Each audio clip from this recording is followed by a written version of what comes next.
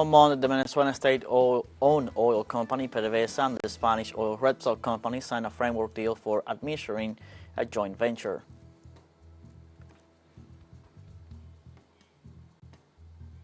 In Gaza, at least 30 Palestinians have been killed as Israel's genocide operation against Gaza enters its 74th day. In China, a 6.2 magnitude earthquake hit the Gansu-Qinghai border region, leaving at least 127 people killed and more than 700 injured.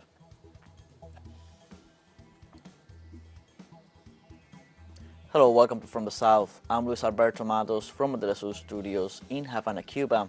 We begin with the news. On Monday, the Venezuelan state-owned oil company PDVSA and the Spanish oil company Repsol signed a framework deal for administering a joint venture. The deal establishes the basis that will allow improving activities of the Petroquirriquire joint venture. This paramount breakthrough has an impact on the Western Division, which is located south of the Maracaibo Lake in the northwestern Venezuelan territory, and Furyo Division in the eastern region. Repsol has been operating for 30 years in Venezuela, and this deal ratifies the binational cooperation and the consolidation of the plan to strengthen the national oil industry.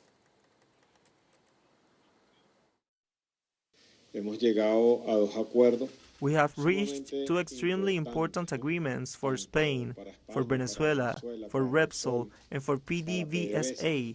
We are in the process of rebirth of the oil industry.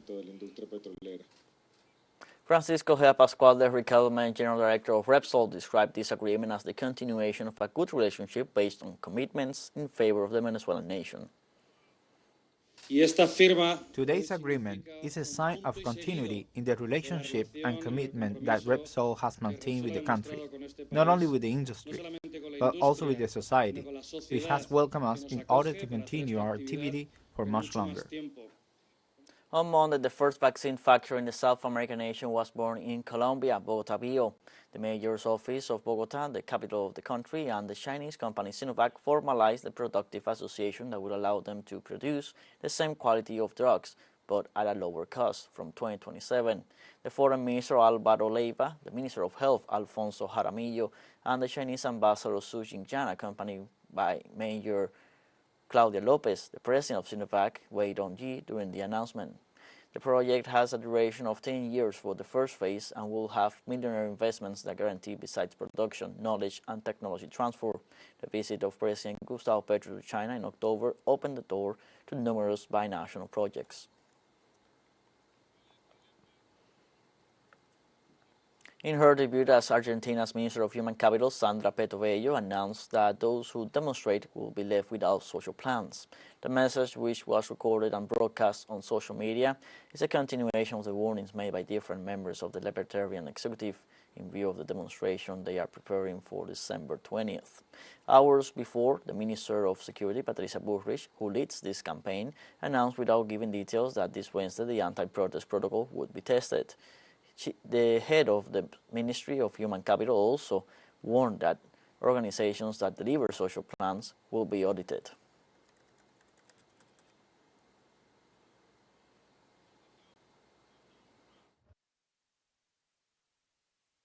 The situation in the new Argentina has to end. To be very clear, the only ones who will not receive the plan are those who go to the march and cut the street. As the president said, those who cut the street do not receive the plan. In the face of constant national and international pressure, the government of Guatemala released details of the agenda for the transfer of office ceremony. Espinosa Farfan, who served as the country's ambassador to Cuba, has been appointed general coordinator of the 2024 presidential transfer of office. In a press conference held Monday at the National Palace of Culture, he gave details of the protocol events, according to the law of diplomatic ceremony. The actions of the public ministry, the parliament, and the presidency against the electoral process and the elected government have given way to strong national and international protests that they are trying to calm down with the presentation of the agenda for the transfer of power. In Mexico, Integral Human Rights in Action and other civil organizations demanded justice and full reparation for the damage caused by the fire at the migratory station in northern Mexico in March. 266 days after the fire at the immigration station in Juarez City, where 40 foreigners died, a meeting was organized through video conferences in the framework of the International Migrants Day, where the victims and their families demanded that the government honor its commitments by exposing the serious consequences left by the events, where they consider that they were treated like animals. They demand to know the truth about what happened, who were the responsible, and that they are brought to justice.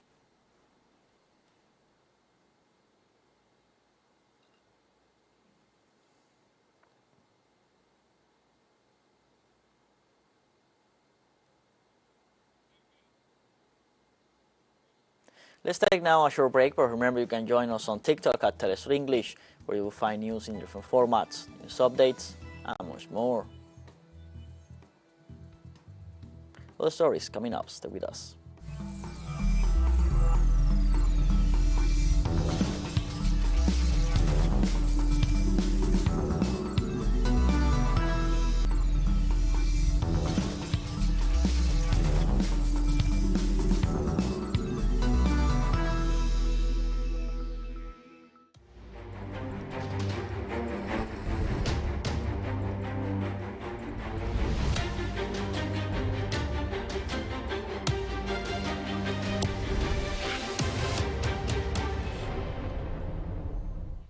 Welcome back from the south. At least 30 Palestinians have been killed as Israel's genocidal operation against Gaza enters its 74th day. The occupier carried out new massive airstrikes against the cities of Rafah and Khan Yunis, where 25 fatalities were reported, most of them women and children. On the other hand, in the area of Al-Hassainet, in a refugee camp of Nusayrat, 5 children were killed. The number will increase in the coming hours when the report from Al-Burayq camp, south of Gaza, comes in, where the Zionist troops attack some residents. The United Nations Children's Fund denounced attacks perpetrated by the occupation forces against the largest operating hospital in the Gaza Strip. In declarations to the press, the spokesman in Geneva of this organization, James Elder, denounced that the Al-Nasser hospital, located in the city of Khan Yunis, south of Gaza, was attacked twice in the last 48 hours. The official stressed that this hospital treats a large number of children injured in previous attacks on their homes. UNICEF spokesman lamented that Gazan children cannot find peace even in the so-called safe zones, properly designated by Tel Aviv as such. Elder pointed out that such attacks show once again that Gaza Strip is the most dangerous place in the world for children, a reality that is reinforced every day. On Tuesday, the story revealed that a large part of the Gaza population suffers from severe levels of hunger due to the Israeli aggression against the Gaza Strip, which includes a policy of total blockade. According to the Euro-Mediterranean Human Rights Monitor survey, 98% of those interviewed stated that they do not consume enough food.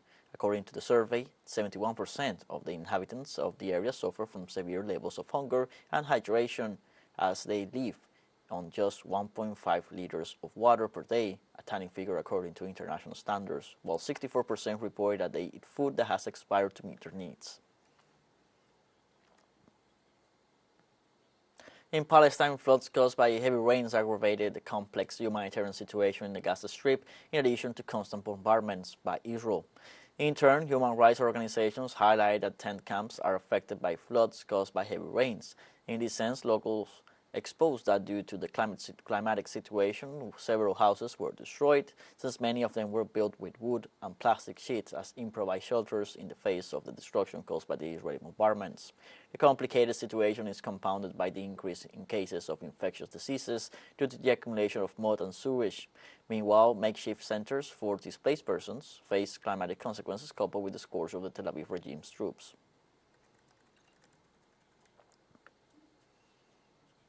In Palestine, the Israeli occupation forces are destroying Gaza health system with impunity on a daily basis. Mohamed Sakut, emergency director of Nasser Hospital in Khan Yunis, one of the areas most besieged by the Zionist troops in recent weeks, tells us about the daily routine faced by workers and patients.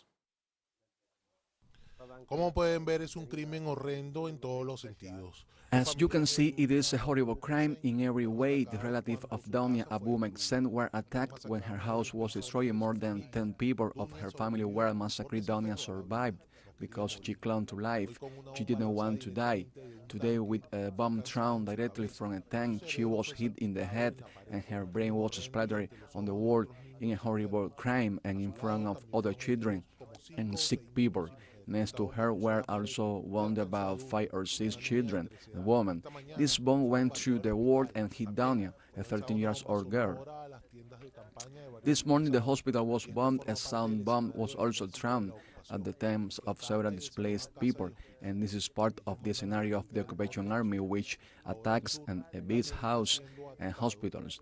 They send people from the north to the south. Now the south is also being attacked. Even the only hospitals that are left are being bombed, like the Nasser Hospital and the European Hospital. The enemy wants to destroy them, and here we see it killing children that are inside this hospital without prior warning or the minimum communication that warns that there is danger. The attacks started 2 weeks ago in the north of Khan Yunis without any warning to the population or to the same hospital to evict. The only explanation for these direct attacks is that the occupation wants to exterminate all signs of life in the Gaza Strip and attack the safe and unsafe hospital, although there is nothing safe left in the Gaza Strip. It attacks everyone, including children and the elderly, in a continuous war crime in the Gaza Strip without anyone lifting a finger to stop them. President of Syria Bashar al-Assad described the Israeli operation in Gaza as a fascist massacre and ratifies that Israel is committed with the U.S. complicity. On his speech at the session of the Central Committee of the Arab Socialist Ba'ath Party, which is preparing a proposal to hold elections, al-Assad made a detailed analysis of the situation in Palestine. The president referred that, as has happened with Syria, Venezuela, or the South China Sea, the United States is willing to impose its truth, which is always false. And he noted that Gaza has shown that technology is more pivotal than weapons and ideology is stronger than the cruelty of terrorism, pointed out as a crucial triumph the defeat that Palestine has given to the Zionist narrative in the world. A crucial point in this war is that the international Zionism, which has managed to bend the truth of what happened in Palestine for 7 decades, for the first time, it has lost its grip on its foremost stronghold, the United States. There, U.S. citizens now raise many doubts about the Zionist narratives. On Tuesday, the British Royal Navy communicated a new incident with one of its ships in the Red Sea. The fact is confirmed a few hours after the United States announced the creation of a task force to ensure safe passage in the area. The United Kingdom's Maritime Trade and Cooperation Agency confirmed the incident 80 nautical miles northeast of Djibouti. Without providing further details, the Bureau confirms that it has no further information following the event. The United Kingdom and 8 other countries, led by the United States, would join the task force. The initiative has already been met with a response from the Government of National Salvation in Yemen.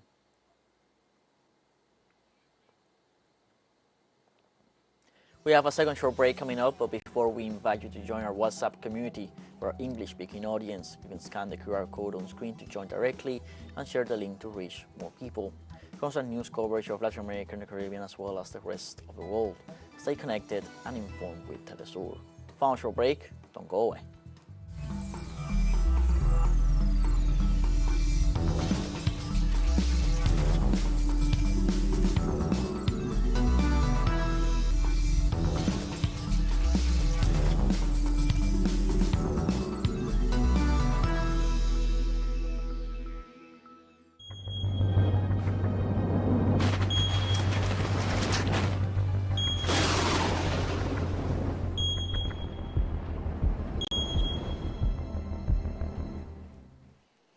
Welcome back from the south. On Tuesday, Argentina's meteorological service issued a red alert for extreme heat and a yellow alert for storms in some localities of the country. The authorities informed that a heat wave of up to 32 degrees is expected in the localities of Jujuy and Misiones, while the localities of Corrientes, Formosa, Chacua, and Neuquén will be affected by rains, electrical activities, and possible hail.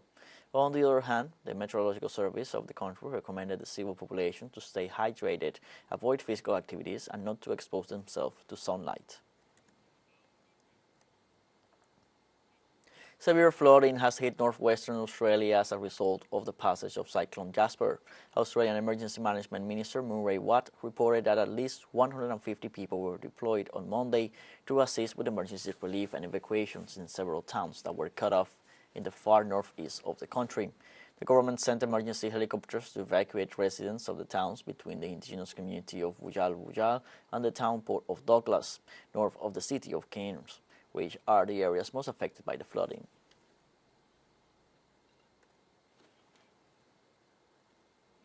In Iceland, a volcanic eruption began on Monday night in the south of the capital of Reykjavik, following an earthquake swarm, Iceland's meteorological office said.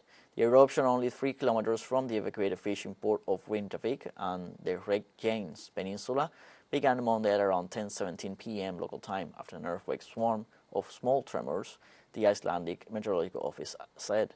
For weeks, the Nordic country has been on high alert for a potential eruption at any moment, after a period of intense seismic activity in the southwest peninsula, which last month prompted evacuation orders.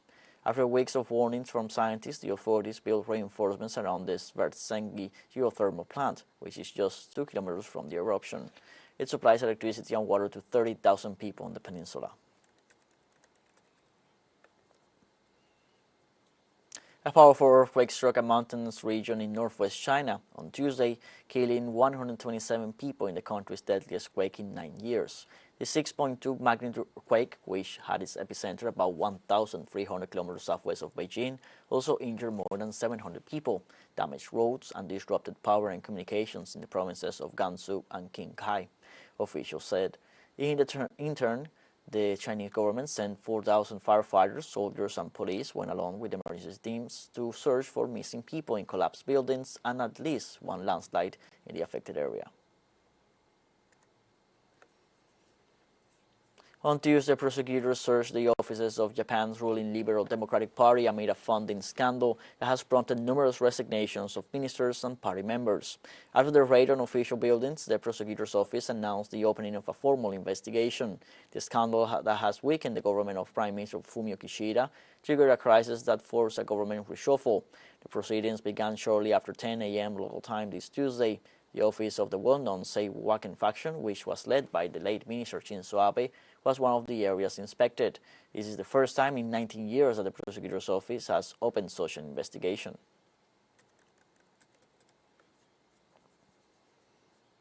Images released by the official Korean Central News Agency on December 19, 2023 showed the launch of the country's most powerful solid-fuel intercontinental ballistic missile. North Korean leader Kim Jong-un has vowed to accelerate his country's nuclear build-up and warned Washington against making a wrong decision after overseeing the launch of the country's most powerful ballistic missile. Monday's test launch of the solid fuel Hwasong-18 came a day after the nuclear-powered submarine USS Missouri made port in Busan and followed a U.S.-South Korea warning that a nuclear attack by Pyongyang would mean the end of the Kim regime. Kim said the launch of the missile capable of reaching U.S. shores was a clear signal to hostile forces and showed the country's options should Washington make a wrong decision against it.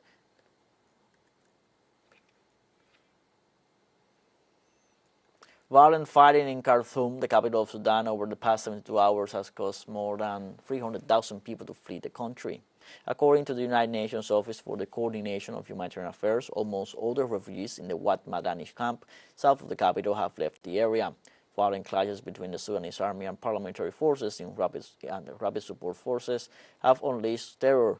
According to the International Organization for Migration, these people have set out on foot as there is no fuel for any means of transport. They are trying to reach Sennar State. The Sudan director of the Norwegian Refugee Council, William Carter, warns that they have very little to survive on. German manufacturer BioNTech completed a key step in establishing its first vaccine production to boost access to mRNA vaccines in Africa. Rwanda's Kigali has been the producing venue of the pharmaceutical company, which makes vaccines to immunize people against various diseases in Africa. The facility is being built from recycled shipping containers, and it will be completed by 2024 on 35,000 square meters of land. BioNTech said to start operations by 2025. The $150 million project aims at preventing Africa's dependence on imported vaccines. BioNTech announced to hire about 100 local workers by the time the facility be up and running and train them in making a host of new vaccines using the latest mRNA technology, which will be distributed to the 55 members of the African Union. We want to contribute to build a sustainable, resilient, vaccine ecosystem. The essence of our contribution here in Africa is clear. Potential future vaccines need to be produced in Africa, for Africa, addressing regional needs and global standards. We have come to the end of this news brief, but before saying goodbye, we want to thank our Caribbean audience, especially the audience of Trinidad and Tobago. We are pleased to share our newscast and contribute to provide an alternative news source of the latest world events. You can find these and many other stories on our website at telesurenglish.net. You can also join us on our social media on Facebook, X, Instagram, Telegram, and TikTok. For TeleSUR English, I'm Luis Alberto Matos. Thank you for watching.